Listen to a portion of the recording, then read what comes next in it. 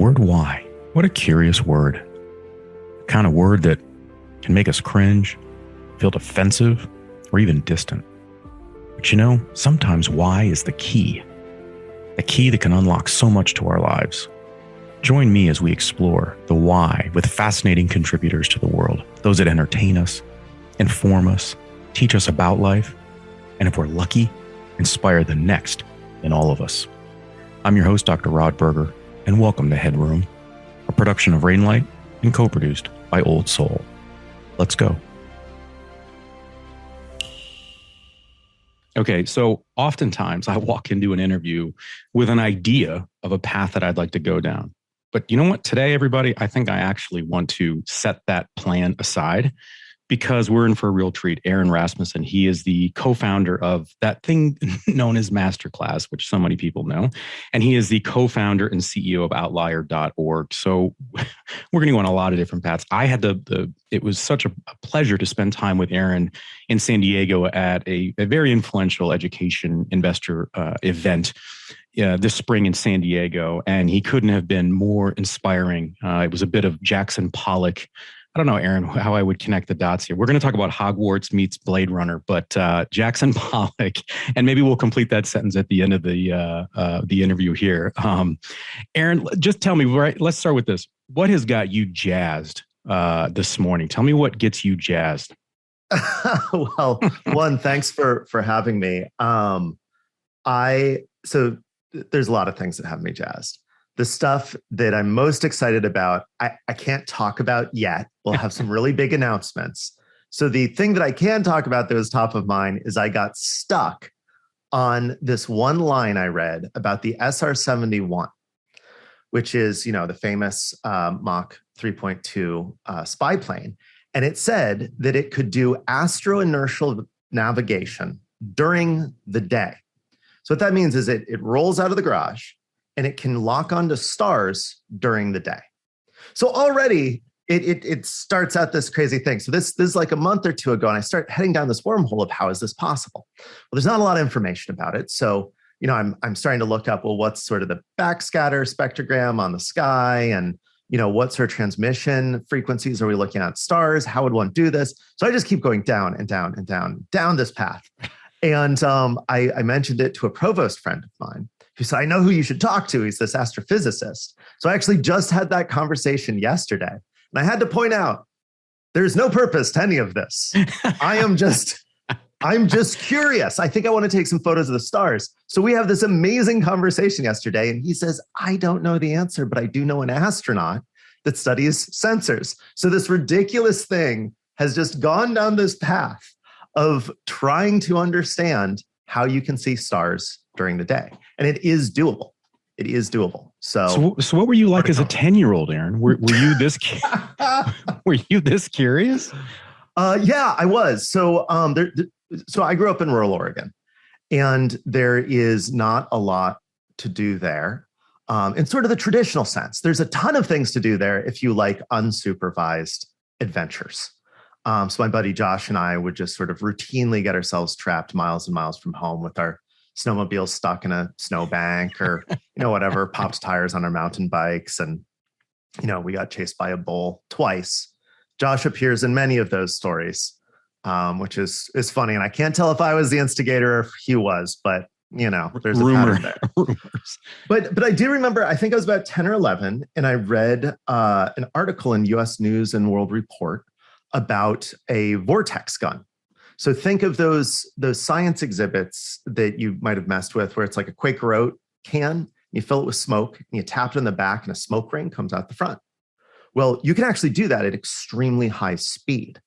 And you get a vortex ring, and supposedly at extremely high speeds, you get a standing shock wave in the middle. It's pretty wild. But I was curious about this. I was like, well, I want to make a vortex gun. That sounds fun. I mean, who doesn't? Who doesn't? So I wrote US News and World Report as like a 10-year-old. And I said, hey, there's this inventor that you interviewed, Guy Abelinsky, and I would love his contact information so I can reach out to him and discuss this. Because, this is pre-World Wide Web era, right? So it's like I'm going to libraries and such. And they wrote back. They said, here's his information. He'd be happy to chat with you. So I called this guy up, and he's this eccentric inventor, and he was so sweet to me. And we talked through how he'd gone about building this. And I ultimately ended up building one. And it was a total blast. So there you go. That's Aaron at 10 years old. So how does that play out today? I mean, does that give you the kind of, I mean, that to me feels like a seminal moment. I mean, yeah, we can have fun with that, but there are many 10-year-olds that are thinking about it in that regard. Even sort of take the generations out of it. And would a kid today sort of search on the web for somebody's contact information? Was that something that was just supported from a family perspective? This, you be curious, Aaron, like continue to go down a path. Yeah, I think there was a large influence from my parents. So one, I think there was sort of a bias towards action. So my mom, who's rather clever, noticed that I loved to play video games more than anything in the world when I was about 4. And she said, okay, well, you can play video games, but you have to do it in an equal amount of time as you use the computer as a tool. And I was like, okay, well, what does that mean? And she said, well, you can learn to type. So by the time I was 5, I could touch type, right? Mavis Beacon teaches typing, if anybody remembers that generation. I do. Because I was like, I will do whatever with the computer just so I can play like artillery or whatever the games were back then. So then I was 5 and I was like, well, what now? Like, how else do you use a computer as a tool? And she said, well, maybe you should learn to program your own video games, and gave me a book on Smart Basic, which, ran on a Coleco Atom. And if people have never seen one of these, it's, it looks basically like a VCR, but it takes an audio. You might have to explain cassette. even a VCR to the audience. Yeah, it's a good point. Okay, so it looks like here's what's funny. It looks like a DVD player. It's like, you're going to have to explain that. It looks like a PS4. So it looks like a PS4, but you put an audio tape in it, literally an audio cassette, and it records programs on that.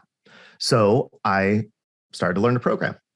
So I think there was this sense that, like, if you enjoy something, to participate in it. Now, the second side of this is my dad was a middle school science teacher. So the questions that I asked as a kid generally had answers or trailheads as to where to go. For example, why is the sky blue? Well, it's refraction. The higher frequencies scatter and you can see the blue. Okay, well, why does that happen? Well, I don't know. Let's look it up in the encyclopedia.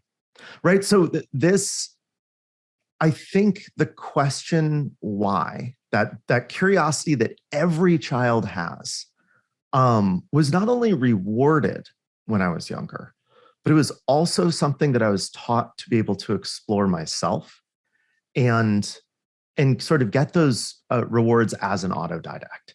So I think by the time you're 10 and you're just like, can I get a stamp to send this letter to US News and World Report? And your parents are just kind of like, okay, like whatever this weird kid's doing, I think it was sort of this flywheel. And if there's one thing that I'd love to be able to pass on to everyone else in the world, is that flywheel, that curiosity having just intrinsic benefits and joy in it, right? Like it's on that hedonic scale. And then as you grow in your career, you find that curiosity ends up being incredibly valuable. What's more exhilarating for you? The pursuit of the answer or the answer itself? That's a good question. I think it depends on the category of question. So I am extremely applied when it comes to mathematics, for example. I don't get a lot of joy out of theoretical mathematics for the sake of the theory. What I do get a lot of joy out of is the second I learn a mathematical tool, picking it up like a hammer and using it to whack something into the shape that I want it to look. When it comes to other things, I don't have a good example off the top of my head, that pursuit is fun. It's like being in your own private episode of CSI, Obscure Astro-Inertial Navigation System. I was going to say like a detective. Yeah, exactly. Now, my experience of you, Aaron, in the time that we spent together in San Diego, and even just today, is that I experienced you as an artist. And I did say Jackson Pollock, and maybe that's because it was front of mind, that there's a brilliance to the way you might see something that I couldn't understand or depict, but that I should sit in that and I'm going to understand life a little bit better or different because of the lens that you put in front of me. And we talked about cinematography off air and these sorts of things. So where are you right now in the way in which you would categorize your profession, your art, sort of who you are professionally? Because I do get the sense that you are an artist, and through success, you've been able to now accumulate paintbrushes to do the things that really interest your level of curiosity in the world. Fair or foul? I think you're being too kind as far as me being special in this way. And I feel like other people have a lot of that sort of artistic sentiment and reflexively push it away. So I think, yeah, I'm just disagreeing with you right there because how do you handle compliments in that regard? I think it's very interesting for people. Well, and I think seriously, this is actually something I work on in my life. I don't do well with compliments for whatever reason. And I try to learn to just say thank you. But there is a part of me that feels that a lot of what I can do, so many people can do if given some encouragement. You know, like that there's this thing that happens to people. I mean, I had this great conversation at a dinner on Saturday with all of these really extraordinary, Stanford doctors and head of design studios and neuroscientists and such. And we were just talking about when an undergraduate asks you, how do you come up with your ideas? How do you answer that? And it's taken me 10 years. I'll come back to your question on the artist thing, because I really love that. But here we are in Tangent Town, as one of my friends used to say. It took me about 10 years to figure out a good answer, because you realize that the question's actually misstated. They're not asking, how do you come up with your ideas? They're asking, how do I come up with ideas like that? And I think it does kind of get beaten out of people somewhere around middle school, because I think people do have a lot of ideas, and most of them are bad, right? As you're growing up, you have these like crazy ideas and you don't have a good simulation of the universe in your mind yet. And that's one of the good baseline goals, is learn to simulate the universe in your mind, whether it's the social networks and structures. For example, if I say something, how will somebody react to it? Sort of theory of mind. Or the physical world. I can eyeball a piece of metal and say, will that support my weight? Now, of course, when you're young, you can't quite do that because you haven't loaded in yet. So you're like, will that support my weight? Yeah, probably. And you stand on it and everything collapses and you've just learned a really valuable lesson. So the answer that I've found to that one is anytime you see a problem, try to solve it. Because what I think your brain automatically does that. I mean, a rhesus monkey will try to solve a problem for the intrinsic value of solving it. There can be no reward, no food, no treat, no pat on the head, and they will literally solve problems.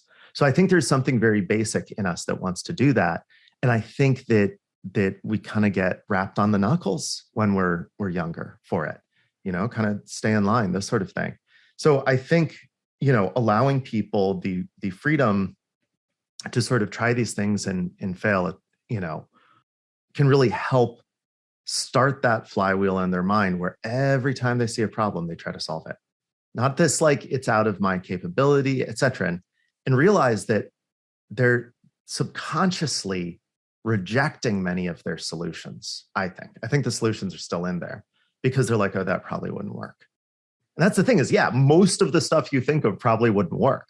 That's why as long as it's running all the time, you're going to get that one once in a while where you're like, hey, I think that might work. So I'll come back to the artist thing. You're really getting me on a very magpie mind day, but I do consider myself an artist. And I love to create things. Businesses are one of the things I create. It's a medium just like acrylic or oil, or I tend towards sort of sculpture and writing. And I do feel validated when people, spend money for the output of it. I think there's something that's important to me about that. But I've met other founders, certainly, that have a similar approach to the world. You just want to create. You want that intrinsic value of creation. In business, is one of those, as you said, how should I say this? You get a lot more paintbrushes with business, but the business itself is one of the paintbrushes. What if you put humility to the side? It's interesting for me when I've talked to people that have reached a certain level of success, that I almost get the sense that there's this reticence to, in essence, evolve with that success, define it how you might. Because if they change if they even tinker with their constitution, even if they could, would they risk a backslide from the very success that they had worked so hard to achieve? How do you square that? How do you think about that, being the 10-year-old Aaron to the guy that's in front of me right now, when you think about either changing the way you operate or integrating in confidence in a way that maybe you hadn't in the past because you felt good being humble and you feel like that's just it's served you well? Are you a golfer that changes his swing sort of mid-career, like a Johnny Miller, and doesn't see the success maybe that he had earlier? How do you think about that? And how do you maintain sort of this consistent level of acceptance of who you are and where you're going? Yeah, that is a good question. I think there is always that fear, because I think there is a sense that you have something in you that allows you to do what you do. And it is special, and you don't want to damage it. And maybe by changing a bit of who you are, you will lose that thing. Now, for me, I think the biggest difference that I've found is I have what I like to tell the undergrads that I speak to: statistical confidence. When I was younger, I was extremely cautious. Like, even as a skier, like as a kid, my older sister was just like so daring and just going off jumps. And here I am just like trundling down the hill, like not falling, But what I realized is, a lot of people sort of have a very thin type of confidence, right? It's sort of a lot of bluster, this sort of thing. And I think it does work. I think it makes up for insecurities. What I've ended up with is I've done a lot of stuff. A great many things have not gone well. A great many things have gone well. So when I have to estimate whether something will go well, whether I'm confident in it, I have statistical confidence where I can look back and say, well, you've made the right decision a lot of times. It's highly likely this is the correct decision. Now, hysteresis isn't the perfect way to go about things, but what it does do is make you very immune to insults, right? Because there's plenty of people out there who will say, you're a bad person, right? Like, what are you doing in education? Are you trying to upend education and make things worse? I feel like it's pretty obvious, no, but people are entitled to their opinion. But when you have a statistical confidence, you just don't feel it in the same way. They say, oh, you're bad at whatever. And you look back on your life and you just say, just from a probabilistic standpoint, no. And I have a lot of confidence in probabilities and discrete mathematics. One of my degrees is in computer science.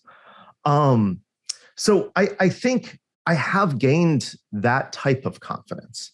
I think when it comes to things like just accepting compliments and stuff, I don't know. I'm sure that's some sort of personality disorder or something. I think the other thing is really an awareness of just the fact that you as a person only contribute so much to your success.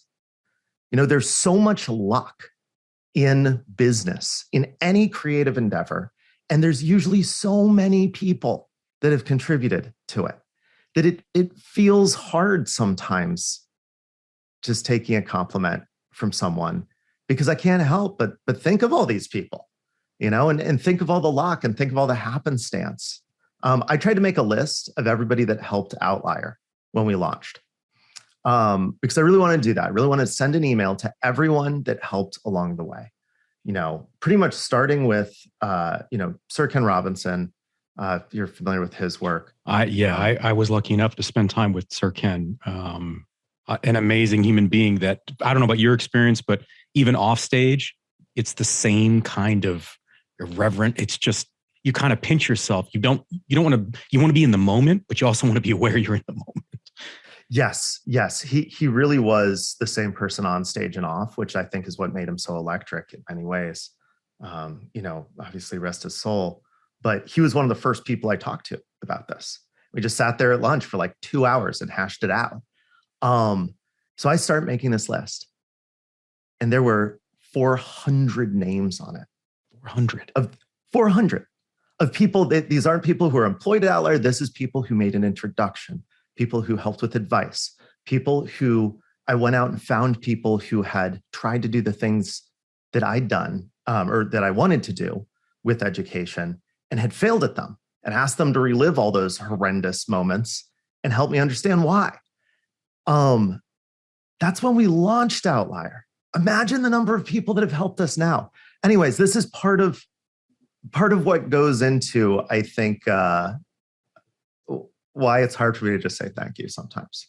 You know? But I think that says a lot. I mean, by not saying it, you're actually saying a lot. I think there's a lesson in there for entrepreneurs in sort of the coming generation to understand all the different pieces that come together to make something happen. How was your relationship to failure changed over the years? Oh, that's a good question.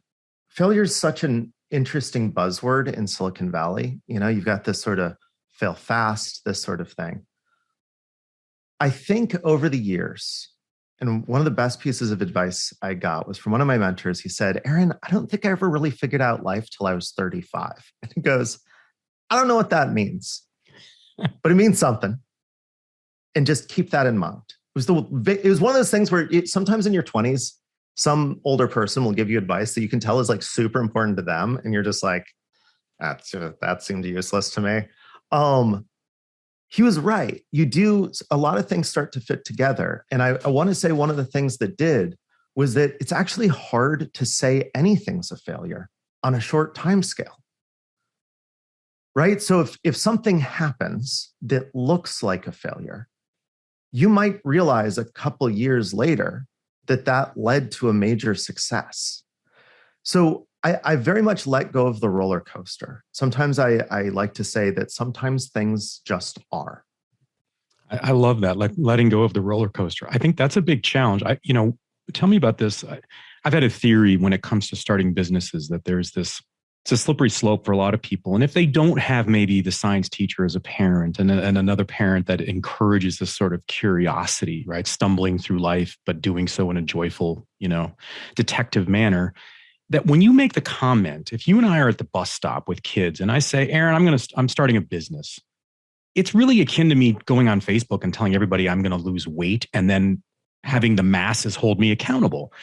And I feel like the pressure to, especially for the upcoming generation, and we're going to pivot to education and talk about Outlier and what you've learned from Masterclass, but I do think it's really interesting when we think about it, because it's like returning a car at the airport. If you back up, you're going to pop the tires. So it's almost like this pressure that people put on themselves to say, well, the next time I'm at the bus stop and Aaron says to me, Rod, how's your business going? I've got to almost have an update for you, like I might have with my spouse, as if I'm supposed to be making these sort of major leaps from Monday through Friday and then continue like compound interest, like Warren Buffett, And that kind of pressure, when you get down to it, I've heard more entrepreneurs talk about that. And it's this lonely spot that resides in the back of their mind that is present day and night, that they feel this, they've got to one up. Everybody has to one up. I don't know if it's our culture or not, but I do think it impacts our relationship, the proximity to failure, our understanding of how to embrace it or not. How has that impacted you? I mean, have you felt that ever, especially after the success of a masterclass? HeadRoom is produced by Old Soul, a one-stop marketing agency that understands the power of brand and nuance. Reach out to my guy Matt at Old Soul and supercharge your brand and content strategy. That's Old Soul. Shoot Matt a note at aoldsoul.com. That's AOLDSOUL.com. And now, back to our guest. Absolutely is the short answer. I think you can fall victim to a huge amount of social pressure. Whether it's explicitly defined or not, you grow up in a culture and it just infuses you with these values. And it's really good to be aware of what those are. And it's really good to travel and understand that not every culture has the same type of values, right? So, Israel is well known for having more startups per capita than any other place on the planet. It's a good book many years ago, Startup Nation. It was about this. And part of it was that not trying is frowned upon more than trying and failing, which is interesting. That's not the case in every culture. In fact, in the US, we don't love failure. I think that's why people sort of obsess with it in Silicon Valley and trying to figure out their sort of relationship to failure. I've 100% felt that pressure. As you get further in your career, though, I think you realize that the only real pressure there that you have is sort of to your team, to your colleagues, and to your board. And what I've found is just being very transparent is a good way to go. It's, that's kind of my style. And it's different than sort of the chest thumpy version that you run into with some frequency. And I think that, I don't know if it puts more or less stress on me, but I have found that people really, really appreciate it because they know what you're getting. So when somebody's starting a business, I've always had like horrendous, usually very sarcastic advice. Like when I was younger, I used to say, buy a convertible because it's the last time you'll see the sun. If you're starting a business, just a bunch of stuff like this, or I like to say, so you've decided to ruin your life. Because it does. Once you're on that, and business filters people out that just don't really want it in the same way, and they'll get filtered out quickly, and that's okay. I had a friend that started a barbecue. It ended up being successful.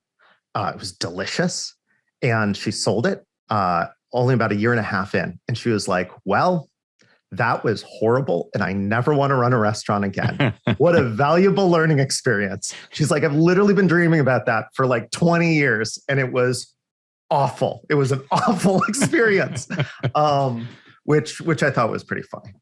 But yeah, I'm not immune to any of this, and I think identifying it and being able to push back against what's societal, what's your personal goals, and what is the people around you? The whole mastermind theory, right? That you're just sort of the average of the 4 or 5 people you spend the most time with.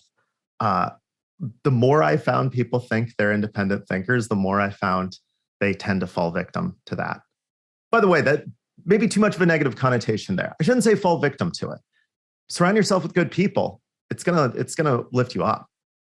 I think it's fair. I mean, I appreciate the correction in that regard, but sometimes I think a reality check is okay. I mean, we are in the world of, sort of clapping at everything, honorable mentions. And then you wonder when kids are struggling to understand when something doesn't go their way. And you go, well, it's kind of been right in front of us.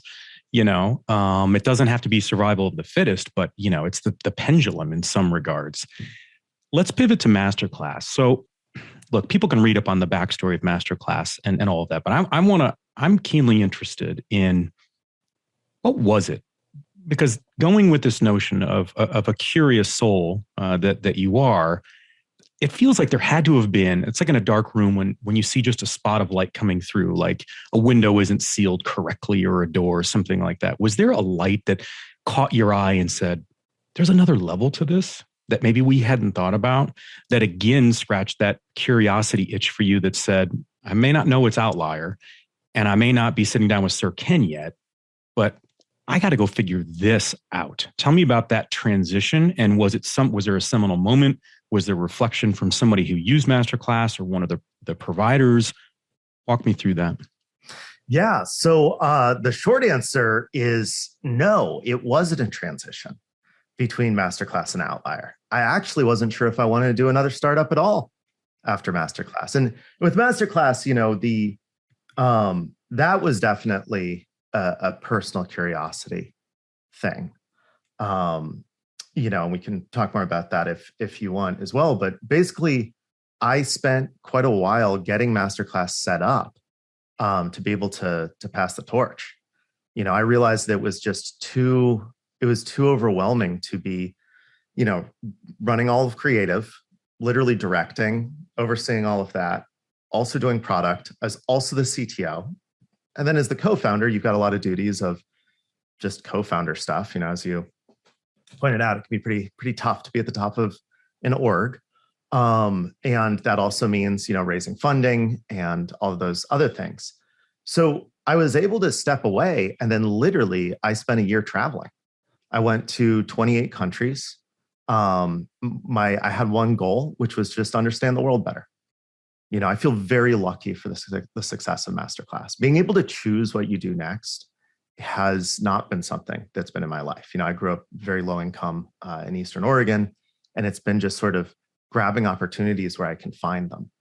And then for once, I could just say, so what do I want to do? What do I, Aaron Rasmussen, want to do? And I think it was really only during those travels that I finally understood, without the static of my culture, of being, an American, my immediate friend group, the industry I was in, all these pressures that you feel that I think can make decisions very difficult, are silent when you're traveling alone. Now, it takes a while, but I remember I was in Shanghai, and it was just one of those strange moments where I wanted to go down this alley. And it's not something I would ever do if I were traveling with someone, because there's a sense of risk to it, right? I don't know Shanghai perfectly. I'm not going to put somebody else in danger, but it just looked cool. I wanted to know what was down that alley, right? And I just sort of turned and went down there, and it ended up being just beautiful. It was sort of between sort of hutongs, which are these, kind of cement or stone walls. There's like clothing hanging. There was a guy flinging fish remains out of like a soup pot. Another guy smoking a cigarette and talking on a cell phone. And it's just beautiful. It was exactly what I was looking for. But it was one of the first times I did something just for me. No photos. See, that's the key. The just for me. Yeah. How does that make you think that when you reflect on that? Because how often do we, and just in general, do things for ourselves? If we just speak about the American culture in that regard, I mean, that to me is an incredibly important component. I think it is rare. And I think you spend so much time forcing that down that you can't even hear it when you're alone. Like, it took me a long time to cultivate what that is in me. I mean, imagine you're ordering food at a restaurant, right? Some people have a really hard time if somebody else orders the dish that they were going to order. Like, that's the weirdest thing, right? But it used to happen to me too, right? Somebody orders the fried chicken and waffles, right? Which, been through LA, like that's just delicious. Okay. Just objectively. Just a side note, a little recommendation from Aaron. Roscoe's chicken and waffles, little maple syrup, little hot sauce. A little hot chicken here in Nashville, so we could compete. There you go. So if somebody else orders it, I could feel that thing in you where you're like, should I order it too? Is that weird? Usually people make a little joke. Oh, funny, I was going to get the same thing. Right. That is a perfect example of the gazillion times a day that we think through these things. That does not happen to me anymore. In fact, I spend a lot of time trying to make other people feel comfortable with their decisions. I have 3 friends that have the same backpack as me. And they were like, do you mind if I get the same backpack? And I was like, absolutely. It's the best one. They don't make it anymore. Sorry. It's a Belkin. It's going to ask. I know. It's just like this Belkin kind of side thing. It's not as fashionable now, but, so I go on this trip, and for once I can sort of feel what I want. Now, I grew up in a big family too. It's a very communal thing. There's nothing wrong with being influenced with the people around you.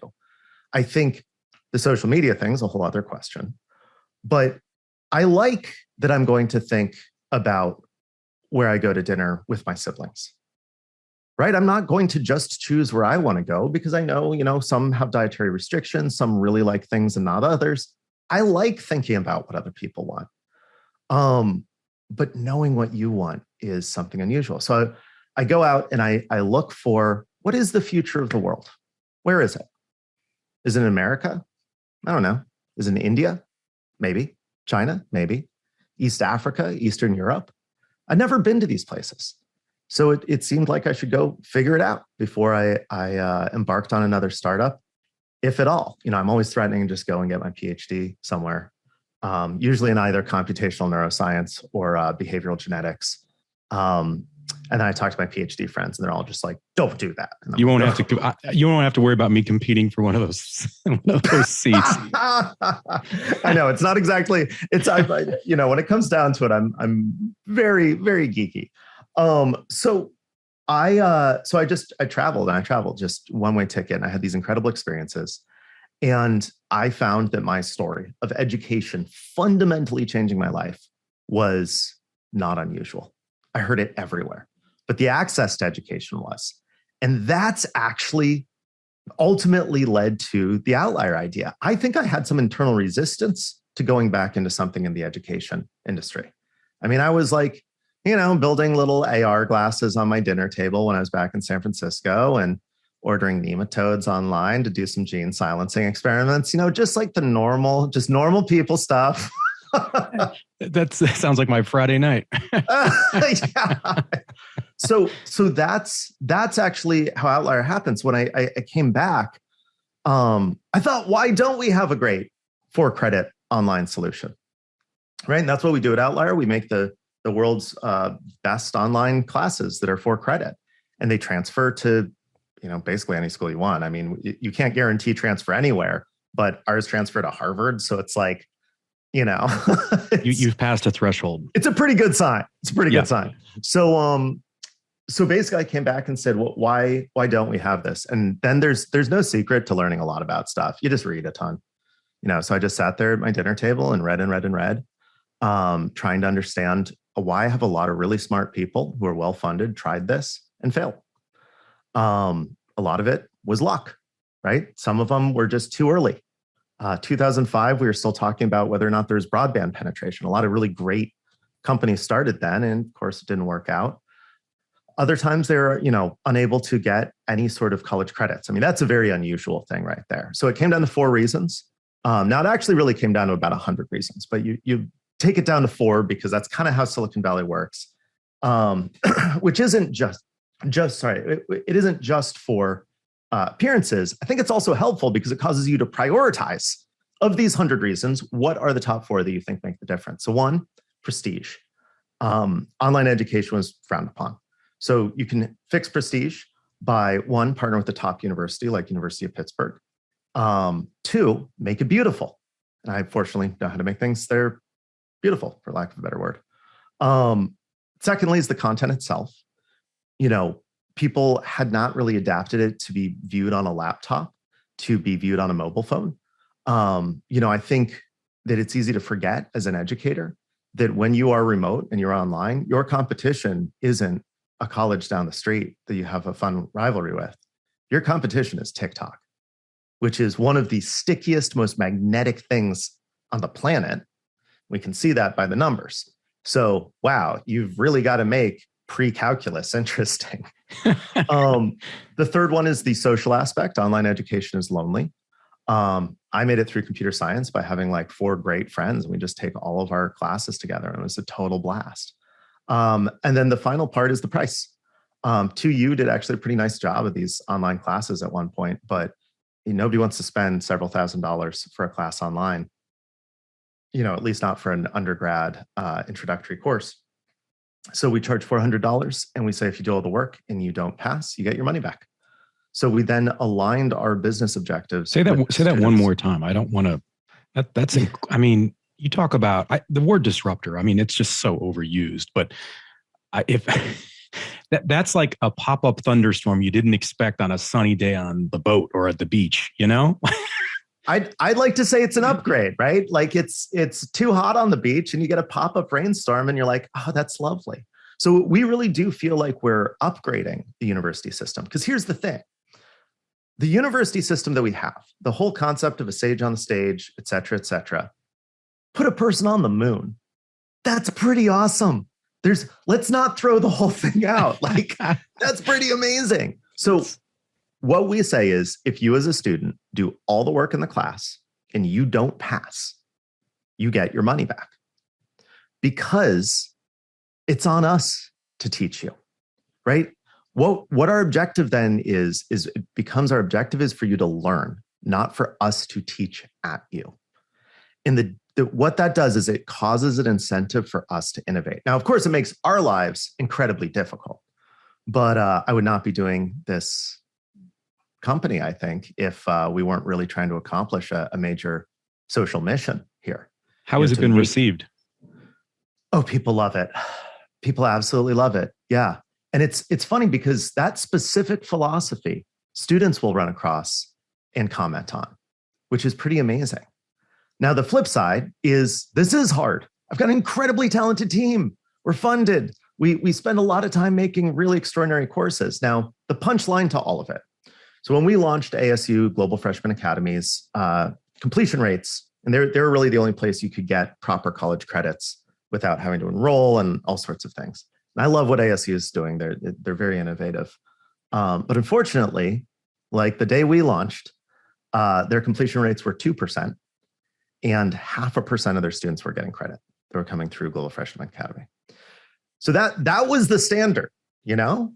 Wow. So we launched Outlier and we're like, wow, I hope all this work we did made a difference. And it does. We have completion and pass rates equivalent to in-person classes. That's the punchline. You make things really hard on yourself. You just obsessively focus on the student and what they need in this era. Somebody asked me that the other day. Does education just hit this apex right now? Do we just make these once and it's good for forever? And the answer is no. Education exists in the context of culture. When I was growing up, you know, if I could just get to a further library, which I asked my parents to bring me to, they had more books, I could just sit on the floor while they went grocery shopping and read what was ever in the stacks. I could learn a ton. I could sit down and read, let's say, a calculus book. And, you know, if you gave yourself 3 months on that and you're very motivated, you could learn it. And from my era, it was amazing to just get your hands on the calculus book, right? Like even just getting an encyclopedia from the last 20 years that was more up to date was pretty amazing. Modern students expect a lot more from that. And that's okay. There's nothing wrong with expecting a lot more. They expect video. They expect it to be beautiful. They expect it to be well-structured. When I talk to students about what they want a well-structured course. Love that. Love that. Because they could have said, I want something easy to pass. Which the irony is they want structure, and yet you seem to be incredibly comfortable in the uncomfortable and the unknown. Well, maybe I can be the person out at the front of the ship making the maps, you know? I think I do love being amongst the unknown. I think there's an explorer gene in all of us. Well, all of us, we Homo sapiens sapiens. I think some of us get it stronger than others, especially if we had early explorations that went well. Right? I think a lot of stuff gets determined there. And I hear stories from people that, I mean, it literally could be as simple as, hey, what's over that hill? Well, if it's a hornet's nest, it's suddenly less exciting to go explore what's over a hill in the future. But if it's a beautiful field of lupins, for example, you're more likely to explore in the future. I think I've completed it. I said at the beginning of our interview today that there's Jackson Pollock, right? I feel like if Jackson Pollock became a community activist, he'd be Aaron Rasmussen. Like you should see, if for people who can't see, you know, they're just listening to us, just your posture and the change in which you talk about things, it feels like you are representing the kids in Eastern Oregon or in communities like that, to not just sort of take the standard answer, you know, as the word that they should follow, and that they can be curious. It's okay to open the door that they're just not sure of what's behind. How does that sit for you?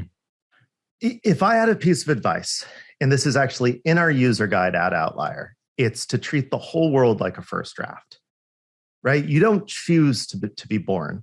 You show up and it gets handed to you. And the trick is you don't have to accept that. You can say, thank you. I'll take it from here. So for example, my last MacBook, I did not like the radiuses on the beveling. It is too sharp. It's not a pleasant thing to touch. Geez, we do share a lot in common. So I don't know what you did about it, but I used a bunch of masking tape. This is my New York apartment too. And I filed all of the edges off of it. So I ended up with a pile of aluminum dust in a very comfortable MacBook. And what's great is people are like, oh no, Aaron's being crazy again, right? It's like one of those things. Then I hand them my MacBook and they're like, oh, this feels amazing. And you're like, yes, it does. So what we say at Outlier, everything at Outlier is a first draft except the mission. Increase access to high quality higher education and reduce student debt. Everything else, every protocol I set, everything I say, it can be questioned. Now, here's the thing. This is where it comes with the kind of statistical confidence. And I think I've been running businesses for a long time now. I'm very used to being able to say no to people. Like there's no problem with me doing that. Now, I expect to have to explain myself. And I expect everyone to have to explain themselves if they say no, every one of my executives. Now, sometimes that explanation is it's my intuition. I try not to have that be the answer too much, but I think intuition is incredibly important. I read David Eagleman's Incognito, The Secret Lives of the Brain or something like that years ago. And it talks about neural subsystems and how much sort of knowledge is locked up in what we might call muscle memory. That's still information. And when you've been running stuff for a long time, you start to get this sense where you say, hey, I am so sorry, but we got to pull an all-nighter. We got to get this out this week. I can just feel it. I have no other reason except the many years of experience.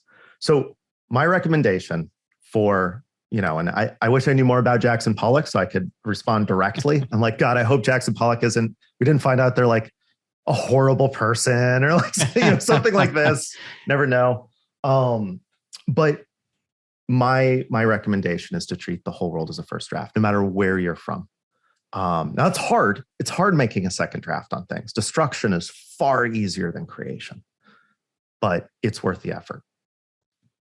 I want to make sure people can go find Outlier and do their research and build that relationship of trust, which I think is incredible in the agreement that you have with students that participate and join that ecosystem. Where can they go? So they can go to outlier.org. Very straightforward there. There's 14 classes that we have up.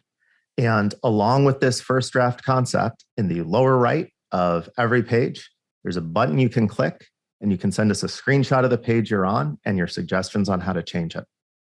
Because the students are part of what will improve Outlier. This is our first draft. Treat it like one. Incredible. We want to thank Aaron Rasmussen. Go to outlier.org. I know that I'm going to, so many interviews. I like I said, I hope that the path has been maybe not preconceived, but it's been thought out. And this has just been a wonderful journey where I didn't know where it was going to go, but I know that I'm the better for it. And I hope that you are too. I'm your host, Dr. Rod Berger.